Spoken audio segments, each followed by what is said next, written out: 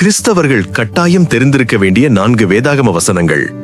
முதலாவது 2 கொரிந்தியர் 12:9. அதற்கு அவர், என் கிருபை உனக்கு போதும், பலவீனத்திலே என் பலம் பூரணமாய் விளங்கும் என்றார். ஆகையால் கிறிஸ்துவின் வல்லமை என்மேல் தங்கும்படி என் பலவீனங்களை குறித்து நான் மிகவும் சந்தோஷமாய் மேன்மை பாராட்டுவேன். இரண்டாவது கலாத்தியர் 5:22 மற்றும் 23.